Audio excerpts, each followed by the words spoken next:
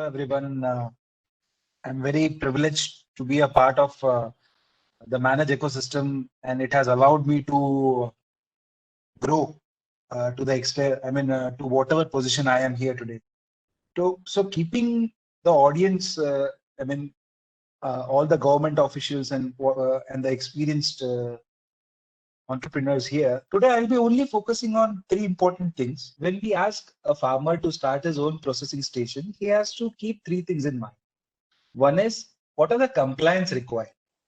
The government has allowed us a facility of registration license for farmers, small business owners in the food segment. Those who have a revenue less than 12 lakh per annum can have the registration license. So the process right now has been changed. So this FOSCOS is now SAP based software right now. Initially, the process of getting a processing license was very easy.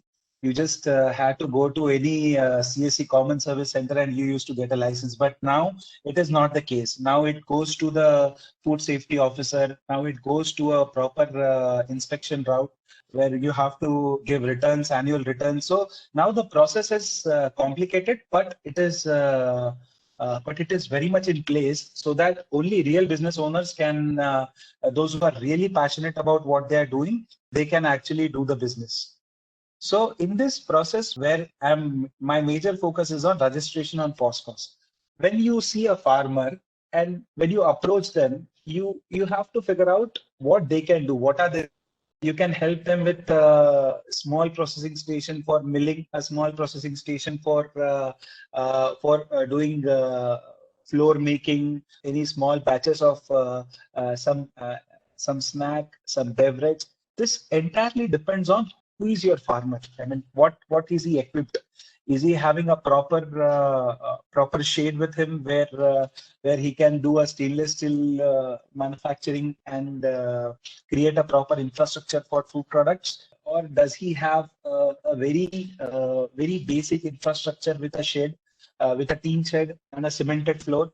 So then you can look for a flour making business or some sprouting or just a sorting, cleaning, packing type of business. So it totally depends on what is your farmer profile like. As I already mentioned, the documents are dependent on what type of license you want, whether it is a state license, whether it's a central license, whether it's a registration license. Now, the basic difference between state license, central license, and the registration license is upon the turnover and the type of products. So if it is an established product, then you can go for a state license. But if it is a proprietary product, then you have to go for a central license. And then the ball game is totally different. So the gist of the story is, when you are asking a farmer to what amount of capital he want to infuse in the system, what type of market he want to address, this all compliance comes into the picture. So now I'll take an example of a basic farmer who does not want to invest more than a lakh or a 2 lakh in the system. So and he has 1,000, 2,000 square feet already good in a, you go for a registration license, the license fee is just 200 rupees. So if you are ready, that you want to do some packing, cleaning, grading of the grains, this 200 rupee license is enough. You just have to figure out that who is there in the food office, get the list of they have a Xerox copy of what documents are required. Within a week, you can gather all those documents, and then you are ready for your food manufacturing in just 200 rupees. You have to just get the right documents and you're ready to go. So with this 2 lakhs, so now when we say that we want to process it at farms, so selection of crops is very important. If you want to have the same commodity stocks, same commodity crops, like suppose in Maharashtra you have soybean, soybean is there, pulses are there, some different oil seeds are there. So like groundnut, sesame. So what exactly is your crop profile? Now with this 2 lakh, you have taken a registration license. Now you have to figure out what is the cost which I'm going to incur in order to process that thing. As a farmer, I know that cleaning, sorting, grading, I can do it manually because I have a physical labor in place. It's just that I need the compliance knowledge. So getting your cost right, you already know that there is no need of a middleman here. So what product I can make out of it? What is the best market opportunity? You know that what is the different markup which is there in the trading market. When you go to the market, you know the cost of production is, let's say, X. And you are getting when you go to the open market in APMC, when you directly go to a trader or some middleman, they'll say that we'll give you 20% profit. Let's say we'll give you X plus 200, X plus 300. And when you feel that, okay, this is a profitable deal for me, you sell that crop. But now, if you want a better value for your produce, then you have to figure out what products I can sell in the local market. Who are the main buyers for that? At what price are they getting? What packaging are they getting? Now you have the food license in just 200 rupees. Now only headache should be how I have to present that product to the customer. Who is going to be my customer? Whether it is going to be the local customer, whether it is going to customer 100 kilometers away, whether it is going to be a customer from out of the state. Who is that customer? Like in Rajasthan, if you take an example, poppy seeds, the farmers there directly trade their poppy seeds to Karnataka, Maharashtra, which are actually traded by the farmers. The FPOs take in charge of processing. They hire experts in order to trade that. They hire experts in order to market it properly, and they do it all by their own. There are very successful startups in Satara. There are very successful startups in Nasik. Great FPOs are there who are directly working with them in order to get their products to the national level. So let's get back to our example, 2 lakh farmer. There is a 2 lakh investment, and let us consider a crop which is pulses. Let us consider that I am a tur dal farmer, that I have a 5-acre farm, and in this 5 acre, I roughly have around one ton of tur dal every year. So this 1000 kg, if I go directly to the open market, what is going to be my price and maximum I'll be getting? It would be roughly ranging from 5,000 to 6,000 rupees per quintal. At max, what I'm going to earn from that 10 quintal, it would be only 60,000 rupees. And my costs. Suppose if you say at least my cost would be after since there are 2 crops in usually the farmers take here, that is Kharif and Rabi. So at the product cost would be like 30,000 rupees per, and I'll be only earning 30,000 rupees on that if I sell it to the open market. But what different opportunity I have here? I take a small processing mill, which roughly cost around 9,000 rupees. So this mill can help you to process around 40 kg, 50 kg per hour. It's a small milling machine. You invest 9,000 rupees in that. You start segregating the best quality of that. I mean, first you have graded it using a harvester who is when you take post-harvest management services from the outside, you just ask him to segregate as per the size. So when you have a segregation as per the size, you just have to invest in a small 9,000 rupees machine. And when you have invested in that machine, you can get a yield of 40 kg per hour. So now within 30 days or 50 days cycle, you can sell in batches. You can have your 30 kg packaging bag. You can directly go to a grocery store, processed properly, and everybody knows what is the markup on a tur dal. Right now, you don't get a tur dal less than 110 or 120 rupees. So there is a 100% premium on that. So with a just meager 200 rupees license fee, 9,000 rupees machine, you are able to convert that into a completely processed food, which is directly sellable to the customer. And there are hundreds of opportunities like this. You just have to figure out what is the best opportunity you have. You have to figure out what are the costs which are going to incur for marketing. You have to figure out what is the cost required by me in the logistic fronts. And definitely when you buy a milling machine, you can easily pulverize into flours. You have wheat in Rabi. There are some adjacent farmers. You can ask some of the farmers to help you in processing and do a partnership with them, and you can increase more products to that. There is a lot of opportunity in B2B segment when you talk about dry ginger powder, dry onion powder, and dry turmeric with high curcumin percentage. So different models can be worked out in this. You can work with startups in your existing area, do a tie-up so that they give you this whatever technical expertise you want. They enable certification processes, that what type of testing you want in that particular product. You can play around all these general products, general manufacturing in just 200 rupees. It sounds insane, but this is what it happened in the hotel segment in the cloud kitchen thing. If you know, in most of the cities right now, they are taking a registration license for in-house kitchen. I mean, you can start a kitchen from your home. Your mom knows some great delicacies, how to make rasgulla or how to make bhel, and you can just put it online and sell with the help of Zomato. You should find your own from where you're going to get that best help from. And there are always startups in the space. There are always FPOs in the place. They can help you in processing things and give you better margin on your return. So this was all about general manufacturing. Now if you are a knowledgeable farmer, you have a degree in agriculture, and you are very passionate about building your own barn direct to consumer.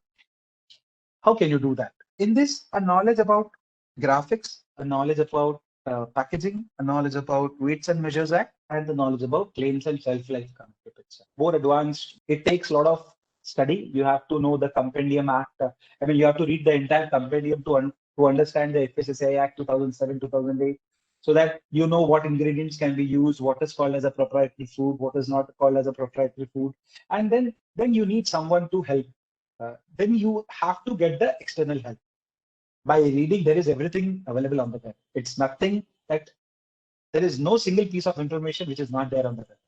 Everything is on the web. So if you have to know from your own, you can do that. It took me some time. I didn't sought any external help in order to start my own company. I was very passionate about what I was doing. So I went on the web, understood what are the acts, what are the norms required, how is the licensing done, what are the claims you can put. There is all these PDFs are there, that what claim you can put, what is if your product category is this, how much different weights of the products are allowed. Uh, Suppose you have to increase the shelf life, then what different types of packaging you have, and when you say that, okay, I want to have a ragi flour as a product, or I want to have a cookie as a product. So then you know that what different types of packaging are there in the market, because you already, when you go to a grocery store, you take that product in your hand, when you tear it, and you know that, okay, they're using a plastic container inside, or they are using some silver foil in order to seal with the band sealer. And doing all those research in the ground will help you understand, okay, this product can be packed in this way, this product can be packed in another way, and what are the different prices that product is selling, and if that product is selling at a higher price, what product differentiation are they offering. So also, when you say that I am complying with all the laws, you also have to understand what difference, how different is one brand from another. Now, there are different jargons which company use in order to sell their product. Let's say if I am into a confectionery segment, I'll say it is gluten free. It is 0% maida. It is packed with all the great ingredients right from the farm. That gives you more affinity towards that brand. But if you do a poor job in designing that product, you have got all the ingredients right, but you have not put it on the display panel. Like if you see, I have written sprouted ragi, almond, and dates porridge mix. Now, is it a somebody should think, does somebody take an effort to understand what this product is? It is simply written that it is sprouted ragi, almond, and dates, and nothing else. So when your branding, when your product are rightly designed on conveying the information you want to give it to the customer, it makes a lot of sense for the consumer to buy it. So apart from competition, you have to understand who are you selling, and accordingly you have to figure out what channel you want. So as a farmer, if you are willing to take the direct to consumer route, then you have to have a team member who is full time into marketing, who is full time understanding what is the direct competition, what is the product differentiation, how many different products are there in that particular segment, how broad is the market, and when should I change the design of the product? Should I add more SKUs to the product in terms of weight, in terms of packaging? And all this small things matter at the time when your product is live. Because everyday sale will give you a picture at whether this product is working or not. In the B2B route, when you say it's most of the direct feedback, because when the product is sent and when they receive that product, there is an instant feedback whether they have liked the product or they have not. So I would recommend farmers initially to go in the B2B route, get their farm produce right, figure out what type of processing which would be requiring and how much is the markup on that and how much margins you have to keep. And according to the geography, they can take that decision. Like a farmer in Karnataka or farmer in Telangana, this hibiscus and ragi, the crops which I am dealing in, they make great pickles out of it. Many times I have relished that chutney in manage. So what they do is it's just like a side crop, which is for 2 months, and they harvest the leaves and make a good chutney, store it for an entire year, and then the process repeated. Then the process repeat. Priya Pickle is one of the brand in Telangana who is doing great with the hibiscus. You can take some or other crop which works for you, understand the entire supply chain, figure out your margins, understand the investment which is required, partner with some organizations if it is needed, and you're good to go. And all this licensing part, you can do it on your own. And if you want an external help, you just have to go to the website, go to directly to that food office, give some commission to the whosoever is sitting there. They'll be more than happy to do it for you. Since the process is right now a bit complicated, you have to get the external help. Or you should try it at your own. Make mistakes if you have time. Based on your experience, what is the farmer's opinion, Mr. Dawal, what you are working and which are the services really they value for it and which one they really appreciate your work? Farmer's point of view, I'm asking. See, right now, this is a pulses belt. So we have helped them to set their own processing unit for pulses, get them registration licenses, get them how the processing is done, and they're good to go because they have an open farm there. They just have to have one tarpaulin sheet with them. So once they are when they are properly soaked and milled, you get a best quality of dal which you can never get in the market, and it sells in premium. Currently now, how many farmers you are working? How many farmers approximately? Sir, when you say that farmers, out of 500 farmers oddly we interacted with, only 2 of them took the processing thing on their own. Okay. So it's not like that everybody will be very much interested in doing the processing on its own. After seeing this 2, people get motivated and start something else. Okay. During COVID times, what is your experience? Because exactly when you are trying to move forward, there is a COVID that came and it struck you. And how your work is going, how your products are moving during COVID times? Sir, right now, what we thought of was since I had to move back to the place where to my native place, we figured out that we can directly do a wholesale of our business. I mean, whatever products we did, we can directly sell it to the white labelers, private packaging who are into their own packaging, who are into brand distribution. So they require all the raw material which we used to produce. So right now we are mainly into giving our products to the companies who are into bulk retail. Initially it was direct to consumer. Now it is into bulk retail. Like you have your own store. You want good quality of products. Good quality of cereals, pulses, flours, different types of flours. We are like we give you neatly packed, neatly processed in your packaging. Anyway, Mr. Dawal, farmers are many years they are doing. Persons like you came and you are trying to change something or do something better. And what are the your services you feel it is really you are something supporting or facilitating farmers? What are the services? Can you list 1, 2, 3 based on the importance or priority you are doing or something doing good? What are the services you are giving to the farmers? Can you can list out? Yeah. So the number one service, what we help them is, suppose you want the clarity of where you want to sell your produce. Now there are different collection centers from NAFED. There are different collection centers from APMCs. There are private buyers. So what are the basic prices? What are the basic prices for their products? So we can't procure all the produce they grow. After our requirement is done, where can they sell? At what price can they sell? And we help them in doing all those things. Number one. Number two is how you can get their cost. So the farmers associated with us in Hibiscus ragi farming, we help them in reduce their cost.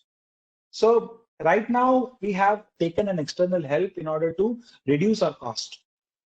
So how this cost can be reduced? We know that the 90% of the job is manual.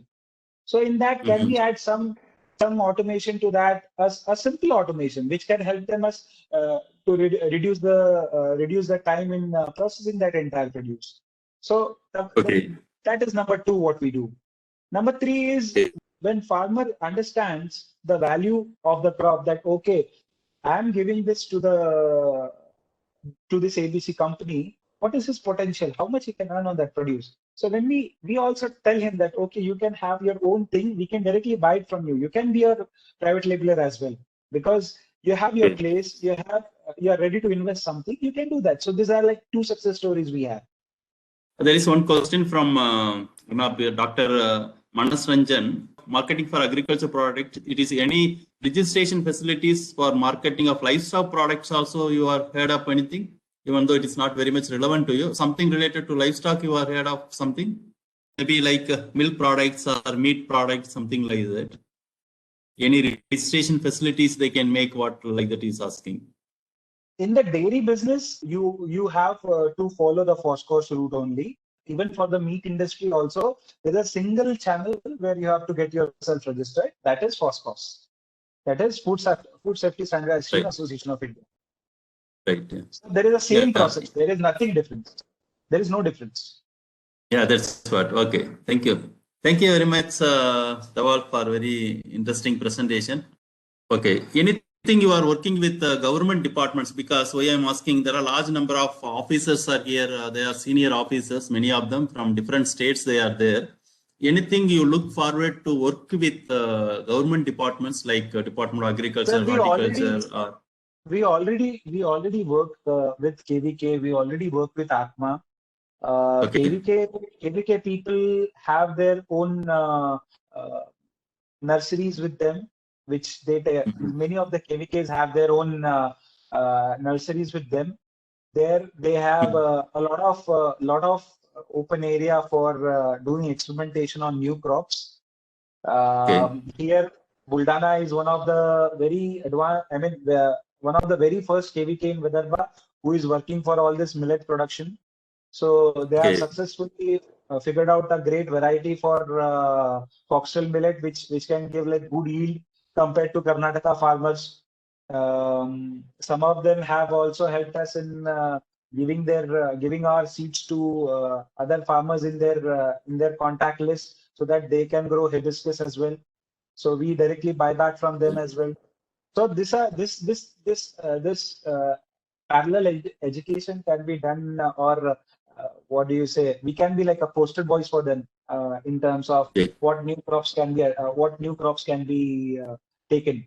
Okay, thank you, Dawal, for joining with us, and all the best for all our work. And thank you very much for your interesting presentation. Yeah.